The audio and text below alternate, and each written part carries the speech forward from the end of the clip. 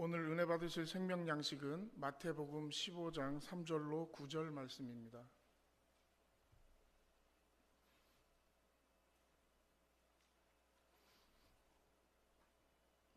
다 찾으신 줄 알고 봉독해 올리겠습니다. 마태복음 15장 3절로 9절. 대답하여 가라사대 너희는 어찌하여 너희 유전으로 하나님의 계명을 범하느뇨? 하나님이 이르셨으되 내 부모를 공경하라 하시고 또 아비나 어미를 회방하는 자는 반드시 죽으리라 하셨거늘 너희는 가로되 누구든지 아비에게나 어미에게나 말하기를 내가 드려 유익하게 할 것이 하나님께 드림이 되었다고 하기만 하면 그 부모를 공경할 것이 없다 하여 너희 유전으로 하나님의 말씀을 폐하는도다. 외식하는 자들아, 이사야가 너희에게 대하여 잘 예언하였도다. 일렀으되 이 백성이 입술로는 나를 존경하되 마음은 내게서 멀도다. 사람의 계명으로 교훈을 삼아 가르치니 나를 헛되이 경배하는도다 하였느니라 하시고 이는 하나님의 말씀이니라. 아멘. 할렐루야. 네, 오늘 우리 호산나 성가대 아주 경쾌한 찬양 진심으로 감사드립니다. 이 찬양을 들으니까 참으로 은혜를 받고 또 기쁘게 되네요. 그다음에 우리 헵시바 찬양팀의 내주께 찬양 감사드립니다. 아시다시피 오늘 어버이 주일이죠. 그리고 미국에서는 머더스 데이입니다. 그래서 오늘 우리 한번 영어로 인사를 해볼까요? 옆에 계신 분에게 해피 머더스 데이라고 한번 인사하도록 하겠습니다. 해피 머더스 데이. 네, 발음이 참 좋으시네요. 오늘 저는 이 마태복음 15장 3절에서 9절 말씀을 통해서 부모 공경은 하나님의 지상 명령이란 제목으로 잠시 은혜를 나누겠습니다. 이 오늘 본문 말씀 보시면 예수님이 그 바리새인들과 서기관들과 이 다투시는 그런 논쟁을 하시는 그런 장면입니다.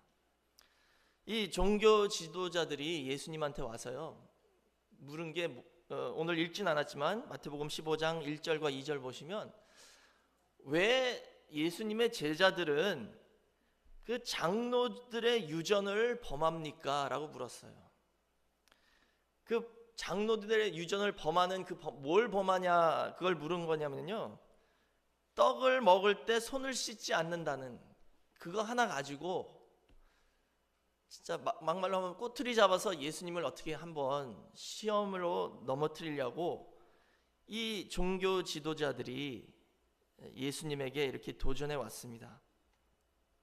그랬을 때 예수님께서는 오늘 본문에서 그러셨죠. 너희는 어찌하여 너희 유전으로 하나님의 계명을 범하느냐라고 반문하셨습니다.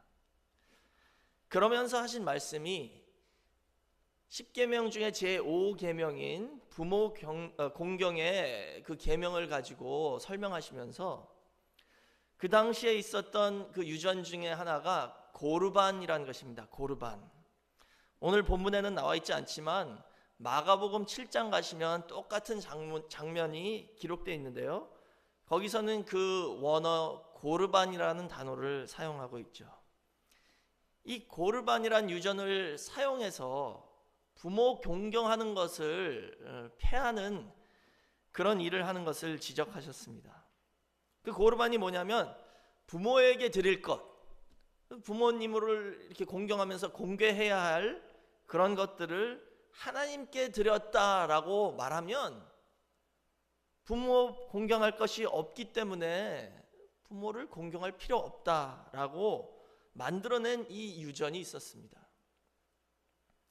그래서 그런 사람들의 유전, 그 장로들의 유전을 가지고 왜 하나님의 주신 그 계명을, 그 명령을 폐하느냐라고 예수님께서 지적하셨죠. 이렇게 예수님의 당시에도 사람들이 여러 가지 핑계를 대면서 부모를 공경하는 일에서 빠져나가려고 했습니다. 근데 이것이 그 2000년 전만이 아니라 오늘날 저희가 살고 있는 이날에도 일어나는 그런 일들이죠. 그렇기 때문에 이 교회에서만이라도 저희는 이 부모의 공경을, 그 중요성을 가르치고 실천하는 우리 늘푸른 교회 모든 성도가 되시길 부탁드리겠습니다. 오늘 본문에서 예수님이 그러셨죠. 하나님께서 하신 말씀입니다. 이 백성은 나에게 입술로만 공경한다고 말씀하셨어요. 그런 것처럼 오늘 저희도 이 어버이 주일 한날 입술로만 부모를 공경하는 것이 아니라 이제는 매일매일 부모님을 위하여 기도하면서 부모를 진심으로 공경할 수 있는 저와 여러분이 되시길 주의 이름으로 축원하겠습니다. 그러면 왜 하나님께서는 이 부모 공경을 이렇게 중요시 여기셨을까요? 그 이유는 부모는 가정의 최고 권위자이기 때문이다 라고 말씀하셨어요.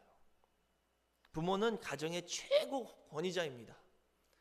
그러니까 다시 말하자면 이 땅에서 하나님을 대신하실 분, 하나님의 대리자로서 세워주신 분이 바로 저희의 부모님이란 것이죠.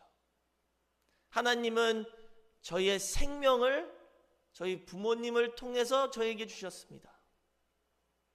그 생명을 주실 수 있는 유일하신 분은 하나님인데 하나님께서 부모님을 통해서 생명을 주셨죠.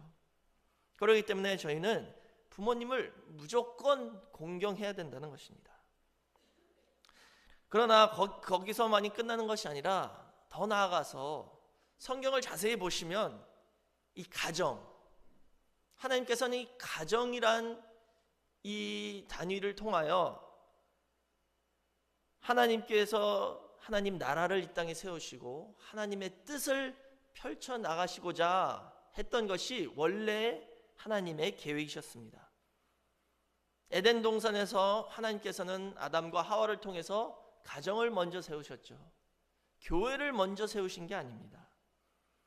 하나님의 본래 구속 계획은 가정을 통해서 이루어지기를 원하셨지만 아담이 타락함으로 그 가정이 파괴되고 죄가 들어옴으로 말미암아 하나님은 새로운 방법을 택하셨는데 그 방법이 바로 이 교회를 통해서 이루어지는 것이죠. 그래서 오늘 저는 그 하나님의 원래 계획대로 되었다면 이 가정이 그리고 부모님이 어떤 분이신지 이 성경을 통해서 한번 살펴보도록 하겠습니다. 예수님은 이 땅에 둘째 아담으로 오셨습니다.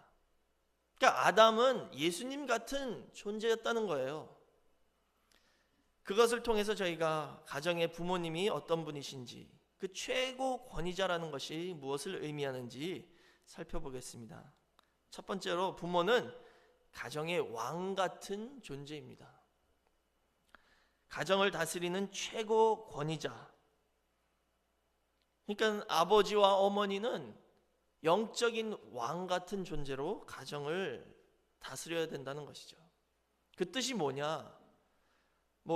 왕으로 의식주를 제공하고 또 필요한 것을 제공하는 것만이 아니라 성경을 보시면 예를 들어 아브라함은 그 가정을 보호하기 위해서 자기 집에서 훈련된 그 가신들을 이끌고 전쟁까지 치르는 이런 모습을 저희가 창세기 14장에서 볼 수 있습니다. 그러나 오늘날 저희 부모님들이 그렇게 전쟁을 해야 된다는 것이 아니라 성경에서 왕은 다스리는 존재로 영적으로 볼 때 죄와 세상과 자기 자신을 다스리는 게 왕이다라고 말씀하셨어요. 죄와 세상과 자기 자신을 다스리는 사람이 성경에서는 왕이라는 것이죠. 그렇기 때문에 부모로서 가정을 왕같이 다스린다는 것은 말씀과 기도로 죄가 들어오지 못하도록 보호하고 말씀과 기도로 이 세상의 유혹으로 말미암아 자녀들이 잘못 길로 가지 못하도록 보호하고 또 자기 자신을 다스리는 모습을 보여주면서 그 본을 통하여 그 가정이 하나님 말씀으로 죄와 세상과 자기 자신과 싸워 승리할 수 있는 길을 가르쳐 주는 것이 그 영적 왕의 해야 할 일이라는 것을 보여주고 있습니다. 부모님은 우리가 죄를 짓지 않도록 훈계하셨죠. 또 세상 유혹이 자녀를 엄습하지 못하도록 저희를 위하여 기도해 주셨습니다.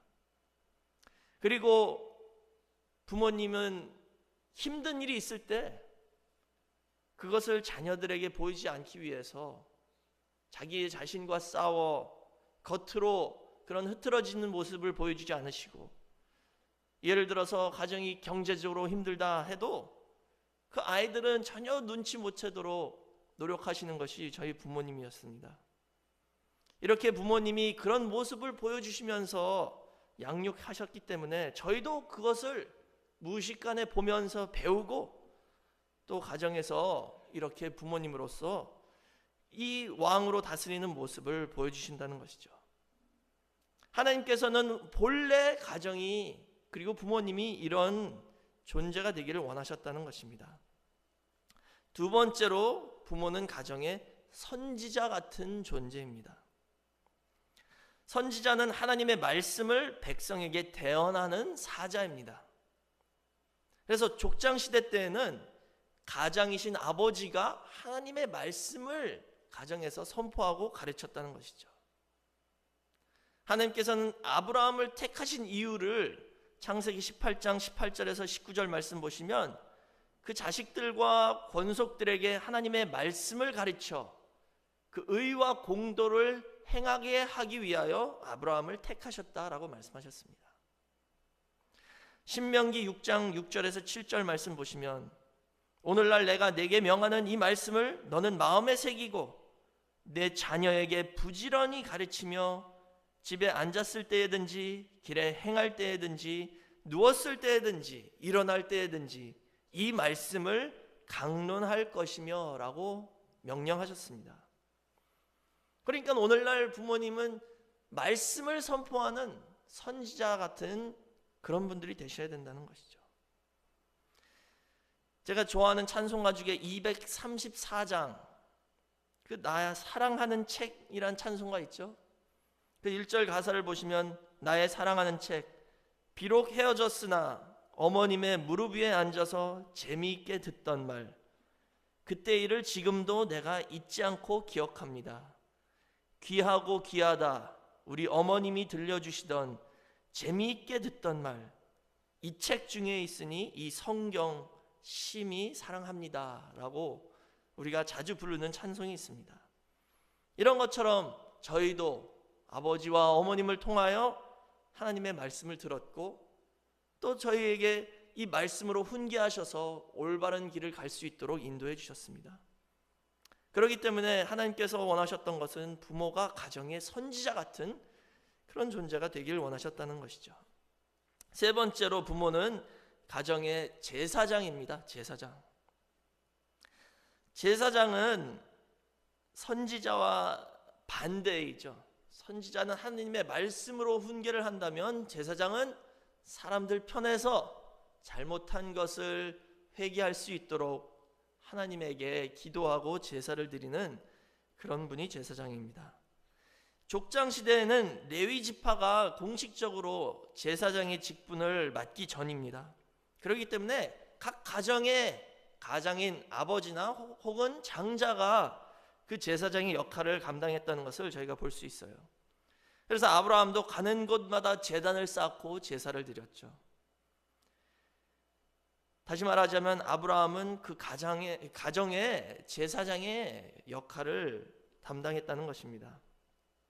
사사시대 때 보시면 사사기 17장 10절에 그 에브라임 산지에 어떤 한 레위인이 오셨어요. 제사장이 왔습니다. 그러니까 그 에브라임 산지에 살고 있던 한 사람이 그 제사장에게 이르기를, 우리 집에 들어와서 저희와 함께 사시면서 저희에게 아비와 제사장이 되세요 라고 부탁을 했어요. 그러니까는 그 당시에도 제사장을 마치 아버지같이 존중했다는 것이죠. 특히 욥기서를 보시면, 욥기 1장 5절 보시면은요, 욥이라는 사람이 자녀가 10명이 있었죠. 근데 그 10명의 자녀들이 잔치를 할 때마다 그 다음날 아침에 욥이 어떻게 했어요? 욥기 1장 5절에 그 잔칫날이 지나면 욥이 그들을 불러다가 성결케 하되 아침에 일어나서 그들의 명수대로 번제를 드렸으니 이는 욥이 말하기를, 혹시 내 아들들이 죄를 범하여 마음으로 하나님을 배반하였을까 함이라. 욥의 행사가 항상 이러하였더라 라고 나와 있죠.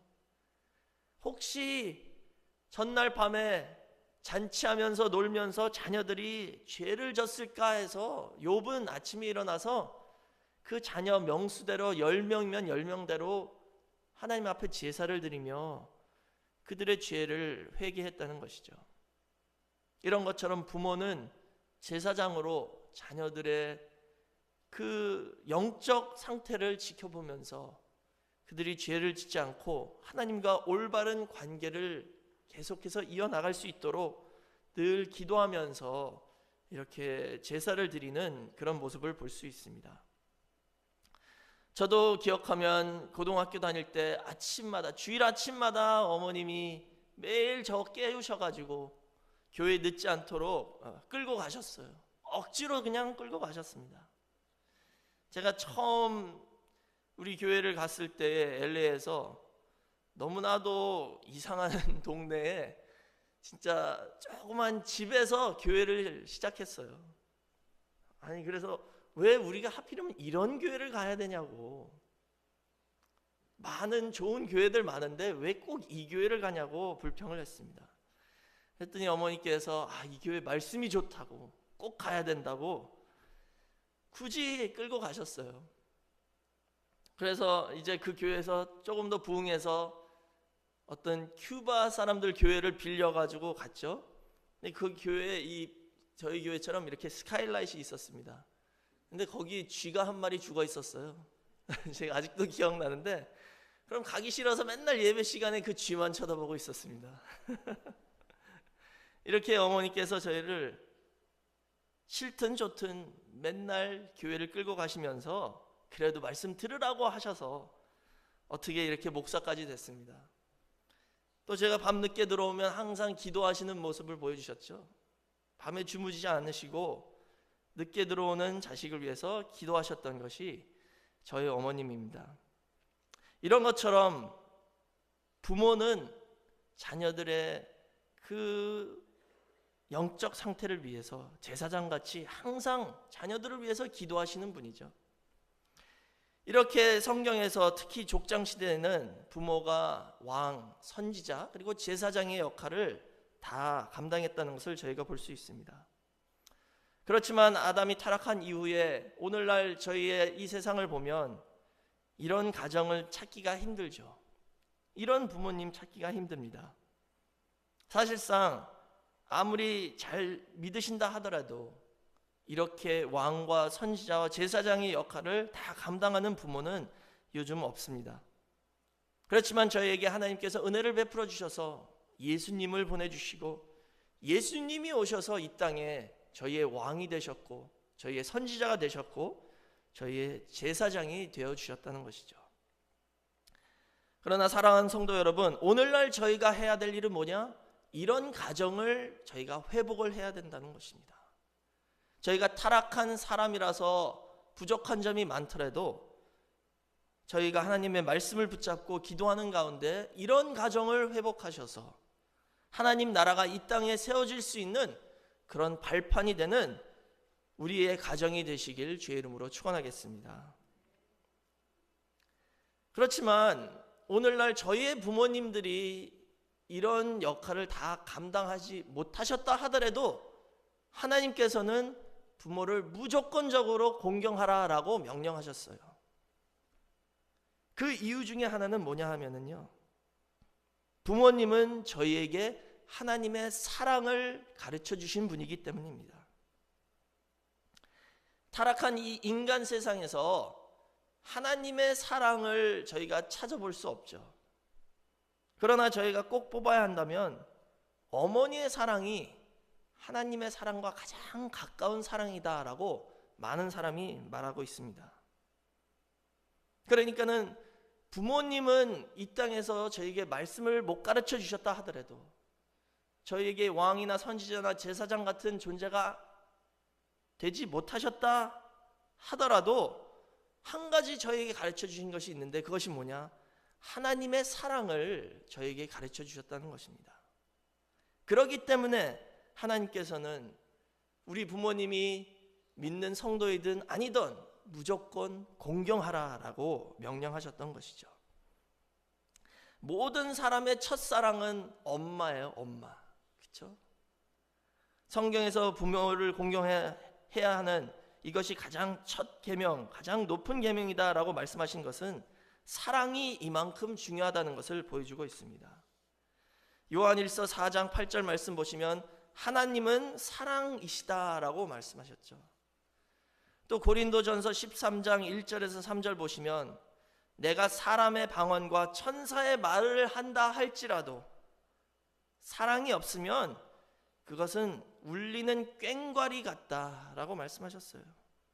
내가 예언하는 능력이 있고 모든 지식을 다 안다 해도 사랑이 없으면 그것은 아무것도 아니다라고 말씀하셨죠. 그래서 고린도전서 13장 마지막 절 13절에 믿음, 소망, 사랑 이 세 가지는 항상 있을 것인데 그 중에 제일은 사랑이다라고 말씀하셨습니다. 근데 이 사랑을 저희에게 처음 가르쳐 주신 분이 누구예요? 바로 저희 부모님이시죠. 사랑은 희생입니다. 로마서 5장 8절 보시면 우리가 아직 죄인 되었을 때 그리스도께서 우리를 위하여 죽으심으로 하나님께서 우리에게 대한 자기의 사랑을 확증하셨다라고 말씀하셨죠.